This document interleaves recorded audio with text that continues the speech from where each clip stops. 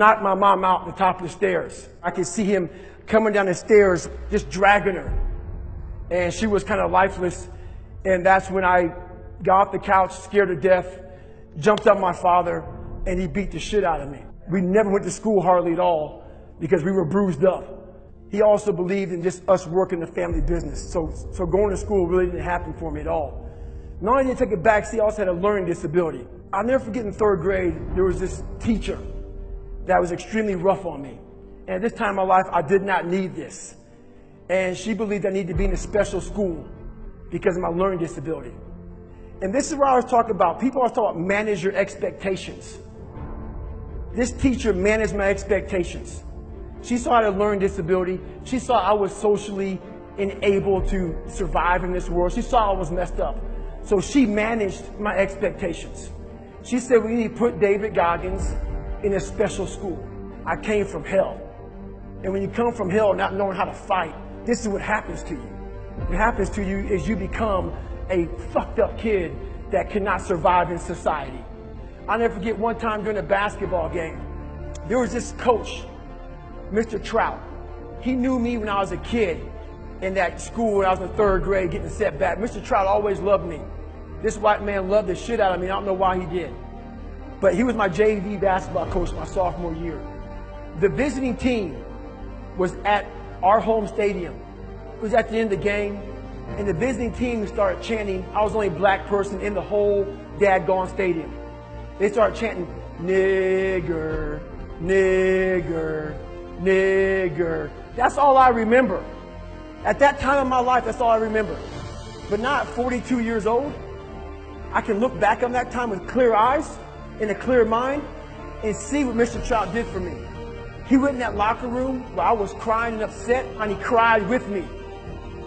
This white man cried with me, but at that time in my life, I didn't see that. All I saw was red. I saw hate. This whole town hated me. Everybody's against me. My mind lost it. And for some reason, I couldn't sleep on my bed. Until this day, I don't know why the floor felt so comfortable. And at 22, 21 years old, I went from 175 pounds to 297 pounds. Fat, out of shape, insecure. I was everything everybody said I was going to be. That's what I was. And it makes you feel like shit. So I got a job spraying for cockroaches at nighttime. Not saying it's a bad job, but I didn't want to do it. So for about 6 months, I went around to your local eatery spraying for cockroaches. This one night I came home, the first thing I do, I walk in my living room, turn the TV on. First thing I do, then walk back to to take a shower. And I would listen to the TV as I was trying to take a shower. This day changed my life. It held me accountable for what I wasn't facing in life. They're going through Navy SEAL training. And I sat down. I came out of the shower and I sat down. Something brought me back to sit down and watch these guys go through hell. I saw a ton of them quitting, ringing the bell. Ringing the bell means you quit Navy SEAL training. I saw them putting their helmet down. This went on through the whole show. And it finally got to the very end. There was about 15 to 20 guys at the very end. And this one statement changed my life. They were all sitting there in their dress whites.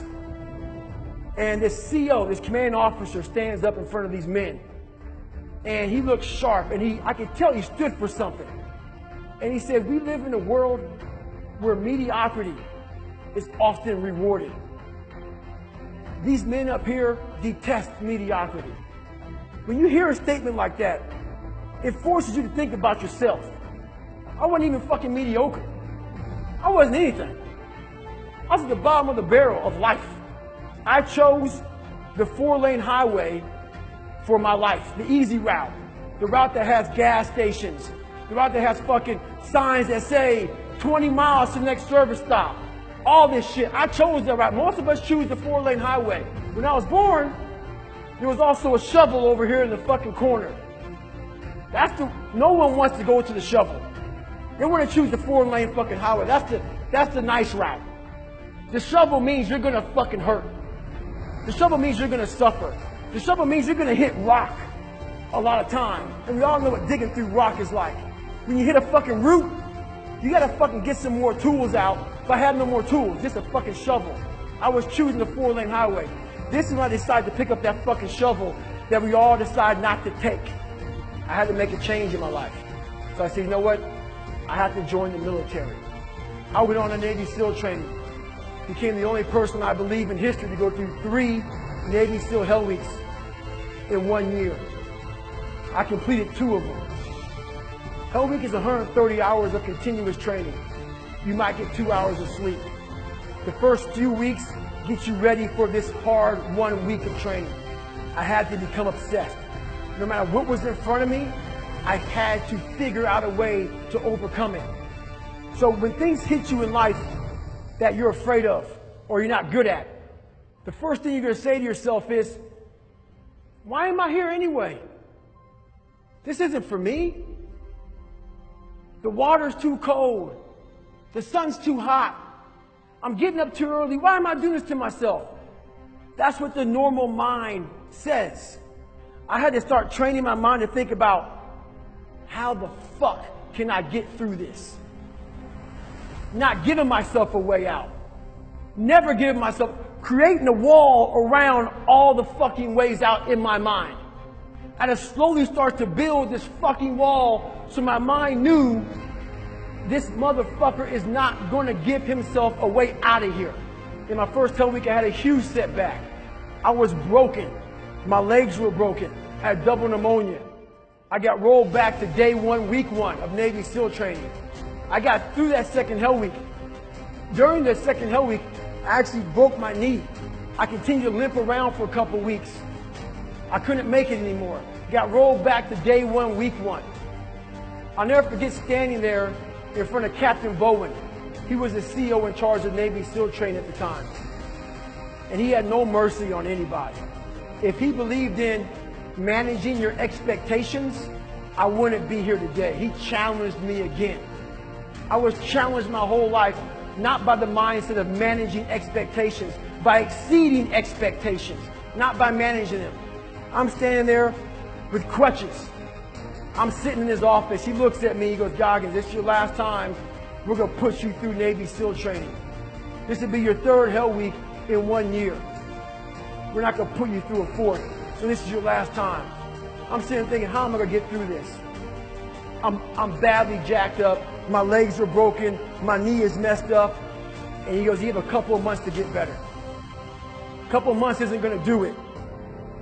I won't get healed up in a couple of months. But I realized I'm going to get through this shit. I'm going to find a way to get through it because why? I put barriers in my mind. So my 3rd Hell Week, I went in there with pretty much, I would put a black sock on first. I would get duct tape.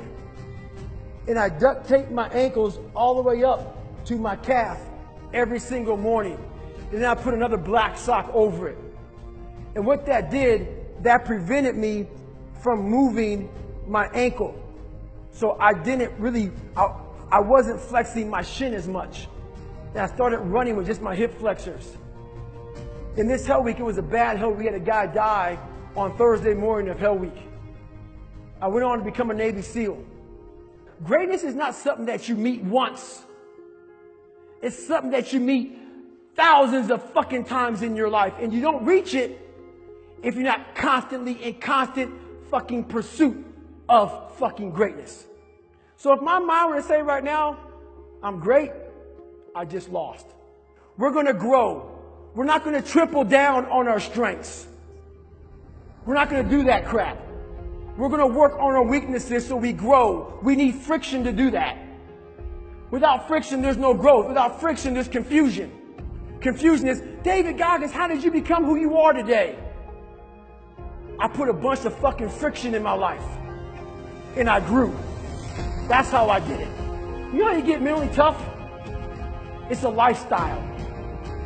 Instead of hitting that fucking snooze button in the fucking morning and not making your bed, not cleaning your house, you don't hit the snooze button. You get up. You don't want to go run, you go run. You don't want to go swim, you go swim. You don't want to make your bed, you make your bed. You don't want to clean your house, you clean your house. You don't want to study, you fucking study. That's how you start to callous your mind. So that became my life. If you say you're gonna wake up at 4 o'clock in the fucking morning to go run, wake up at 4 o'clock it's gonna suck. It's not gonna be fun. Do something that sucks every single day of your life. That's how you grow. Embrace the suck.